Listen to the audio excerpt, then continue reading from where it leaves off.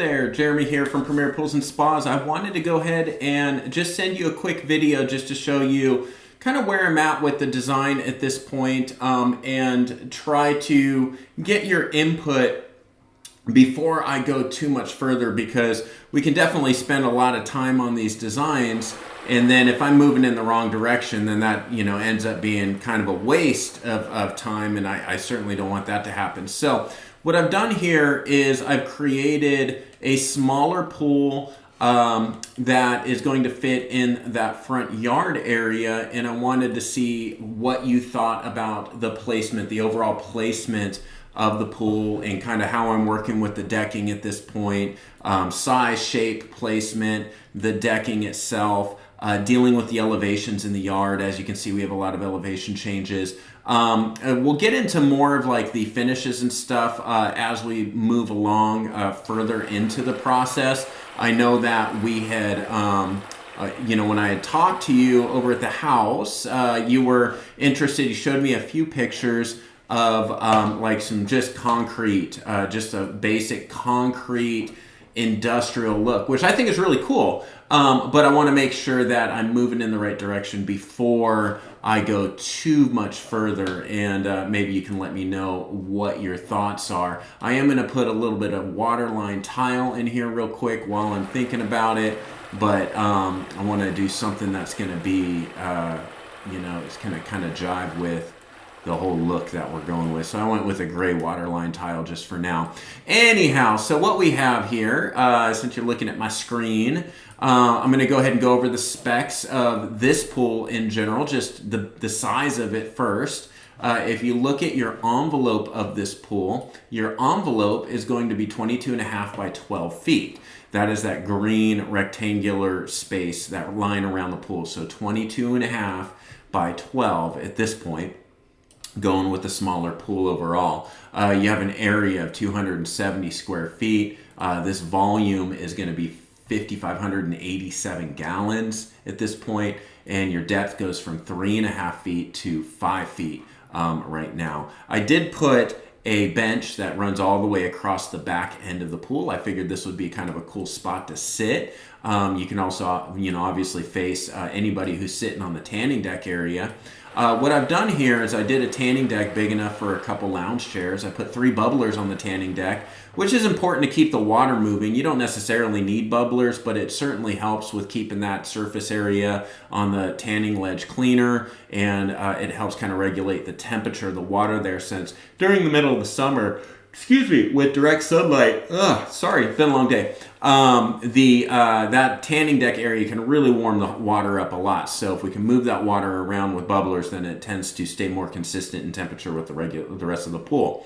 Now what I've done is I've done oversized steps. So these steps are 18-inch treads. So from front to back, you have 18 inches. Normally steps are going to be 1 foot treads, but what I did here was made bigger treads so that you have a bigger, easier entry to the pool. You can use each one of these steps as a bench if you want to. Hold on one second, I'm not sure if you can hear that, but right now I can hear those bubblers working, and that's a little distracting, so I'm gonna shut the sound off of those bubblers. There we go, now I can hear myself think.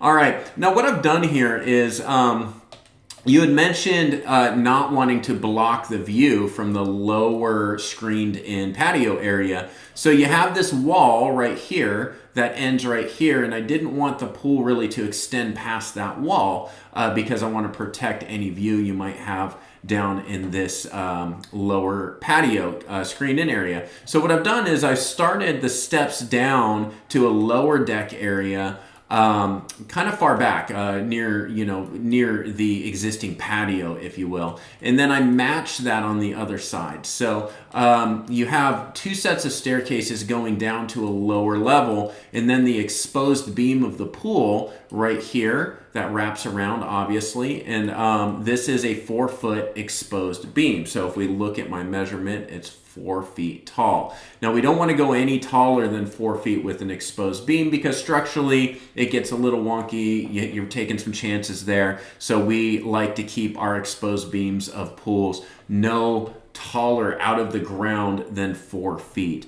Now, what I've done is, like, you know, your property, this property is a little bit complicated because of all the elevation changes. I haven't drawn any details outside of this immediate house and pool area just because I don't want to waste any time at this point. And I just want to get your feedback. So I know you have your driveway here. The survey itself does not show a lot of detail. I was hoping for a little bit more detail on the survey.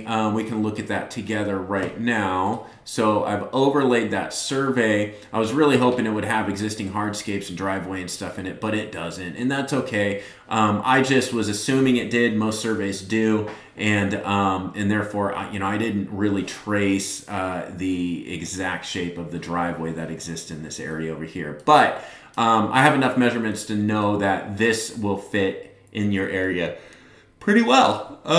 Excuse me. So what I'd love to do is price out a solution, but I don't want to do a proposal until you kind of, you give me a thumbs up on a design. There's so many different variables, and we can really muddy the waters if we start throwing proposals at every single design.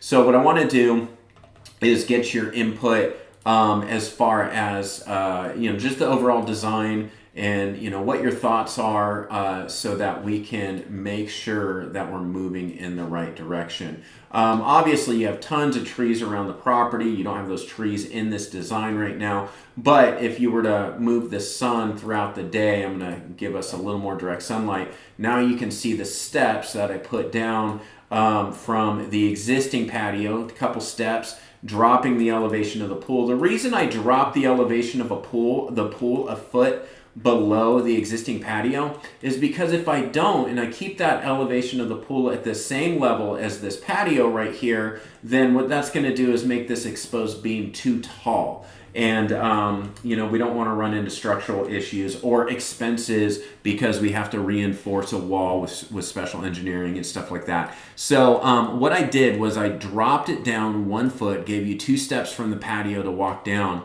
This wall right here is already existing. So that wall exists in space and time. And what I did was I put another step, just thinking if anybody were to step off into these paver stones that you have, and then want to step down, this is a good spot to do it. So the step isn't needed because, that drop right there is small enough to where it doesn't warrant a step necessarily, but it's, it might be useful for you and you might want to have that there.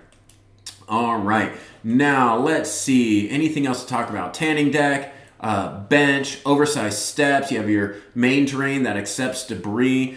This pool, because it's small, I would recommend only putting 1 light. You can save a little bit of money. So you can put 1 light in this pool and it would be just fine. You can see 1 light lights that pool up a lot. And the other way to save some money is just to keep 1 skimmer in this pool. Normally we put 2 skimmers in a pool, but when you get into the smaller sizes, 2 skimmers might be too much. Well, it is too much in some cases. So I would price this out with 1 light and 1 skimmer instead of 2 lights and 2 skimmers, which is our standard.